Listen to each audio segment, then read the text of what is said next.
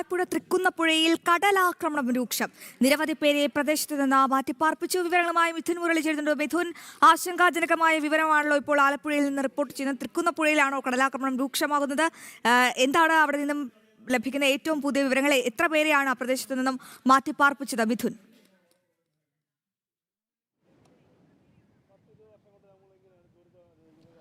അശ്വതി, 300ഓളം പേർ ഈ അടുത്തുള്ള തൃക്കുന്നപ്പുഴ ഗവൺമെന്റ് LP സ്കൂളിലെ ദുരിതാശ്വാസ ക്യാമ്പിലേക്ക് മാറിയിട്ടുണ്ട്. വലിയ കടലാക്രമണ ഭീതിയാണ് ഇന്നലെ രാത്രി മുതൽ ഇവിടെ നിലനിൽക്കുന്നത്. ഈ വീടുകളിലേക്ക് കടൽ അതിരൂക്ഷമായിട്ട് അടിച്ചു കയറുകയാണ്. ഈ വീടിന്റെ ജനാലകൾ, വീടിന്റെ ഭിത്തിക്കൊക്കെ നാശനഷ്ടം സംഭവിക്കുന്ന വിധമാണ് ഈ കടലാക്രമണം ഉണ്ടാകുന്നത് എന്നുള്ളതാണ്. ഭീതിജനകമായിട്ടുള്ള അവസ്ഥയാണ് എന്നാണ് നാട്ടുകാർ പറയുന്നത്. കിടന്നുറങ്ങാൻ പറ്റുന്നില്ല.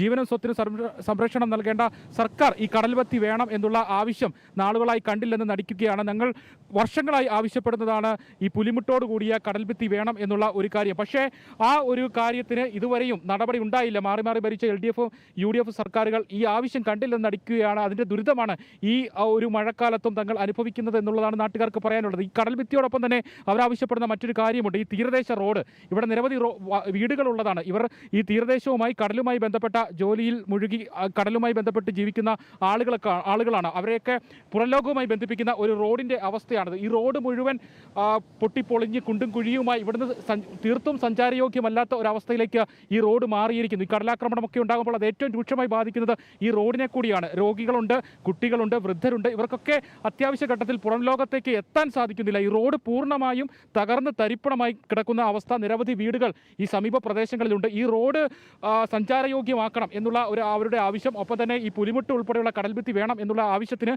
വർഷങ്ങളുടെ പഴക്കമുണ്ട് എന്നുള്ളതാണ്. പക്ഷേ സർക്കാരുകൾ കണ്ടില്ലെന്നടിക്കുകയാണ്, ജനപ്രതിനിധികൾ കണ്ടില്ലെന്നടിക്കുകയാണ്. ഇവരുടെ ഈ ആവശ്യം നിരാകരിക്കപ്പെടുകയാണ്. വലിയ പ്രതിഷേധമാണ് ഇവർ ഉയർത്തുന്നത്. വൈകാരികമായിട്ടാണ് ഈ തീരദേശവാസികൾ പ്രതികരിക്കുന്നത്. നിങ്ങളുടെ ഈ ഒരു റോഡ്, സഞ്ചാരയോഗ്യമായിട്ടുള്ള റോഡ്, ഒപ്പം ജീവനും സ്വത്തിനും സംരക്ഷണം വേണമെന്നുള്ള ഒരു ആവശ്യം മനുഷ്യന്റെ അടിസ്ഥാന ആവശ്യമാണ്. അതാണ് സർക്കാരുകൾ നിരാകരിക്കുന്നത്. എങ്ങനെയാണ് പ്രതികരിക്കുന്നത്? അത് 10-20 വർഷം കൊണ്ട് ഈ റോഡ് ഇങ്ങനെ നടക്കുക. ഈ കടലിൽ കയറി മൊത്തം അങ്ങ് ഇറത്ത് പോയിരിക്കുക. പുലിമുട്ട് കല്ലും അതുപോലെ താഴെ ഉരുണ്ട് പോവുക. അറിയാം, 10-25 വർഷമായി ഞങ്ങൾക്ക് കല്ലിടാൻ പറഞ്ഞ ആളുകൾ ഓരോരുത്തർ മാറി മാറി ഭരിക്കുന്നു. വന്ന് പറഞ്ഞതല്ലാതെ ചെയ്യുന്നില്ല. ഞങ്ങൾക്ക് ഇത് മുട്ടുകൾ വേണം, പുലിമുട്ട് വേണം. വീടിനൊക്കെ കേടുപാടുകൾ സംഭവിച്ചിട്ടുണ്ടോ? 300ഓളം പേരെ മാറ്റിപ്പാർപ്പിച്ചു എന്നാണ്. ഉണ്ട്. ഒരുപാട് വീടുകൾ തകർന്നിട്ടുണ്ട്. ഒരുപാട് റോഡുകൾ പോയിട്ട് ഒരുപാട് വീടുകൾ പോയിട്ടുണ്ട്. തന്നെ വീടിന്റെ കേടുപാടുകൾ എല്ലാം ഭിത്തിയെല്ലാം പൊട്ടിപ്പോയി. എന്താണ് പറയുന്നത്? വീടുകൾക്ക് കേടുപാടുകൾ സംഭവിച്ചിട്ടുണ്ടോ? ബാത്റൂമിൽ പോലും കയറാൻ പറ്റാത്ത അവസ്ഥയിലാണ് ഇപ്പം. ജനലുകളെല്ലാം പൊട്ടി തകർന്നു. അതുപോലുള്ള ശക്തമായി. പിന്നെ 2 കിടപ്പ് രോഗികളാണ് ഉള്ളത് തന്നെ. അപ്പോൾ അതുങ്ങളെയും കൂടി ക്യാമ്പിൽ പോകാൻ മേത്തൊരു അവസ്ഥയിലാണ്. റോഡ് സഞ്ചാരയോഗ്യമല്ല. അപ്പോൾ ഈ രോഗികളെ അടക്കം പുറം ലോകത്തേക്ക് എത്തിക്കണമെങ്കിൽ ഏറ്റവും ബുദ്ധിമുട്ടുന്നു എന്നുള്ളതാണ് നമുക്ക് കാണുമ്പോൾ മനസ്സിലാവും. ഭയങ്കര ബുദ്ധിമുട്ടാണ്. കാരണം എന്ന് വെച്ചാൽ അവരെ ഇപ്പോൾ കിടപ്പ് രോഗികൾ ഒരു ഡോക്ടറെ വീട്ടിൽ വിളിക്കാൻ പോലും ചെന്നാൽ പോലും അവർ വരാത്തൊരവസ്ഥയാണ് ഇപ്പോൾ. കാരണം എന്ന് വെച്ചാൽ നമ്മൾ പൈസ കൊടുക്കും, പക്ഷേ അവർക്ക് വരാനുള്ള ഒരു സഞ്ചാരയോഗ്യമായ ഒരു റോഡ് നമുക്കില്ല. ഏത് സമയം മുതലാണ് ഈ കടലാക്രമണം ഇത്രയും രൂക്ഷമായത്? ഈ ഒരു സമയത്ത് ഇന്നലെ മുതലാണ്? ഇത് 2-3 ദിവസമായിട്ട് തുടങ്ങിയതാണ്. ഏറ്റവും കൂടുതലായിട്ട് അനുഭവപ്പെട്ടത് ഇന്നലെ രാവിലെ 10 മണി മുതലാണ്. വീട്ടിൽ നിന്ന് മാറി പോകുന്നില്ലേ? ദുരിതാശ്വാസ ക്യാമ്പിലേക്ക് പോകുന്നില്ലേ? പോകുന്നത് എങ്ങനെയാണ്? എന്തായാലും കടലമ്മ ഞങ്ങളെ കൊണ്ടുപോകുന്ന അവസ്ഥയിൽ എത്തിച്ച്. 2 കിടപ്പ് രോഗികളാണ് കിടക്കുന്നത്. നമുക്ക് ദുരിതാശ്വാസ ക്യാമ്പിൽ ചെന്ന് കഴിഞ്ഞ് അവരുടെ കാര്യങ്ങളൊന്നും നടത്താൻ പറ്റാത്തൊരവസ്ഥയാണ് അവിടെ ചെന്ന്. അതുകൊണ്ട് ഞങ്ങൾ ഇവിടെ തന്നെ താമസിക്കുവാണ്. കിടപ്പ് രോഗികൾ അടക്കം ഇവിടെ ഉണ്ട്. അവരെ ദുരിതാശ്വാസ ക്യാമ്പുകളിലേക്ക് കൊണ്ടുപോകണമെങ്കിൽ ഈ റോഡൊന്ന് നന്നായാൽ മാത്രമേ വാഹനത്തിൽ കയറ്റി അവരെ ക്യാമ്പുകളിലേക്ക് എത്തിക്കാൻ സാധിക്കൂ. പക്ഷേ റോഡില്ല, സഞ്ചാരയോഗ്യമായിട്ടുള്ള വഴിയില്ല. പിന്നെ എങ്ങനെ ക്യാമ്പിൽ എത്തിക്കും എന്നുള്ളതാണ് ഇവർ ചോദിക്കുന്ന കാര്യം. എന്താണ് അവസ്ഥ നിലവിൽ? ഇവിടുത്തെ അവസ്ഥ വളരെ മോശമായ അവസ്ഥയാണ്. കാരണം എല്ലാ വർഷവും ഇതുപോലെ ഈ സമയങ്ങളിൽ ജൂൺ, ജൂലൈ, ഓഗസ്റ്റ് മാസങ്ങളിൽ കടൽ കയറാറുണ്ട്. ഇവിടുത്തെ റോഡിൻ്റെ അവസ്ഥ നിങ്ങളിപ്പോൾ കാണുന്നുണ്ടല്ലോ, ലൈവായിട്ട് കാണുന്ന കാര്യമാണിത്. ഈ റോഡ് നിരന്തരം ഇങ്ങനെ പൊട്ടിപ്പൊളിഞ്ഞു പോകും. ഇടയ്ക്ക് കൊണ്ടുവന്ന് ഒരു മെയിൻ്റനൻസിങ് നടത്തും. അതൊക്കെയാണ് നടക്കാറുള്ളത്. പിന്നെ ഇവിടെ 2013 രമേശ് ചെന്നിത്തലയുടെ നേതൃത്വത്തിൽ ഒരു പുലിമുട്ടിൻ്റെ നിർമ്മാണം വന്നിരുന്നു. അത് ചെന്നൈ IIT കമ്പനിയാണ് അതിൻ്റെ നേതൃത്വം ഏറ്റെടുത്തിരുന്നത്. അവരൊരു പരീക്ഷണ അടിസ്ഥാനമാണ് ഈ കാണുന്ന 700 മീറ്റർ ഇവിടെ ഗ്യാപ്പിട്ടത്. അവർ പറയുന്നത് ഈ പ്രദേശത്ത് മണ്ണ് വീഴും എന്ന് പറഞ്ഞുകൊണ്ടാണ് ഒരു പരീക്ഷണം നടത്തിയത്. ആ പരീക്ഷണം വിജയിച്ചില്ല. അപ്പോഴത്തേക്ക് ഫണ്ട് ഉപയോഗിച്ചു കഴിഞ്ഞു. പിന്നീട് അതിനുശേഷം മാറി വന്ന ഇവിടുത്തെ LDF സർക്കാരിൻ്റെ പല പ്രാവശ്യം ആവശ്യപ്പെട്ടിട്ടും ഇതിനൊരു പരിഹാരം കാണാൻ ഒരു പുലിമുട്ടിൻ്റെ ആവശ്യമാണ് ഇവിടെ ആവശ്യം. പുലിമുട്ടിട്ട് സീവാൾ ഉറപ്പിക്കുകയാണെങ്കിൽ കടൽ കയറ്റത്തിൻ്റെ പരിഹാരം ഇവിടെ ആകും. പക്ഷേ അതിന് ഇവിടെ ഇതുവരെ മുതിർന്നിട്ടില്ല. ഈ 700 ഭാഗം എന്ന് പറയുന്നത് ഇവിടെ ഇങ്ങനെ കിടന്നിട്ടാണ് ഇവിടെ കടൽ നിരന്തരം കയറിക്കൊണ്ടിരിക്കുന്നത്. ഒരുപാട് ഇവിടെ അംഗനവാടി ഉണ്ട് അടുത്ത്. പിന്നെ സ്കൂളിൽ പോകുന്ന പിള്ളേരെല്ലാം ഇതുവഴിയാണ് പോകുന്നത്.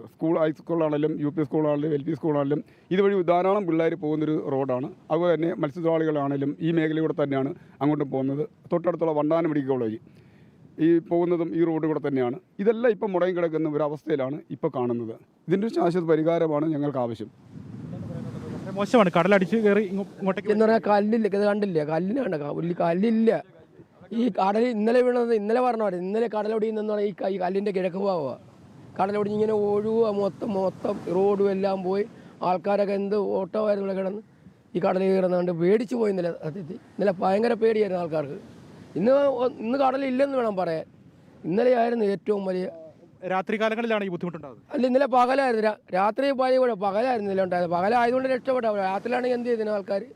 പകലായിരുന്നു കടലിൽ രൂക്ഷമായി കയറിക്കൊണ്ടിരുന്നത്. ഉറങ്ങാൻ ഭയമാണ്. പിന്നെ പെരാത്തിടൻ്റെ പേരാ കുലുങ്ങുക, നമ്മുടെ പേരാ കുലുങ്ങുക. ഇവിടെ വന്നിടിച്ചിട്ട് കടൽ വന്ന് ഈ കല്ലിലിടിക്കുമ്പോൾ നമ്മുടെ പേര കിടന്ന് കുലുങ്ങും. ഭയങ്കര കുലുക്കുക പേരയ്ക്ക്. ഭയങ്കര ഒന്ന് ഇതാണ് ഈ പുലിമുട്ടിടാതെ ഇത് ശരിയാകത്തില്ല. ഇവിടെ പുലിമുട്ട് എത്ര വർഷമായി നിങ്ങൾ ആവശ്യപ്പെടുന്നതാണ്? ഇത് 10-20 വർഷം കൊണ്ട് ഞങ്ങൾ ആവശ്യപ്പെടും ഇതിന്, ഈ പുലിമുട്ടിൻ്റെ കാര്യം. അശ്വതി, ദൃശ്യങ്ങളിൽ നിന്ന് തന്നെ വ്യക്തമാണ് എത്രത്തോളം ഭീകരമാണ് ഇവിടുത്തെ അവസ്ഥ എന്നുള്ളത്. ഈ വീടിന് സമീപത്തേക്കാണ് തിര കയറി വരുന്നത്. തിര കയറി വരുമ്പോൾ ഭിത്തി കുലുങ്ങുന്നു, വീടിൻ്റെ ഭിത്തി കുലുങ്ങുന്നു. വീടിനുള്ളിൽ താമസിക്കാൻ കഴിയുന്നില്ല. വീടിന്റെ ജനാലകൾക്ക് തീർച്ചയായും എപ്പോൾ വേണമെങ്കിലും ആ ജീവനുകളെയും ജീവിതത്തെയും കടൽ കവർന്നെടുക്കാം.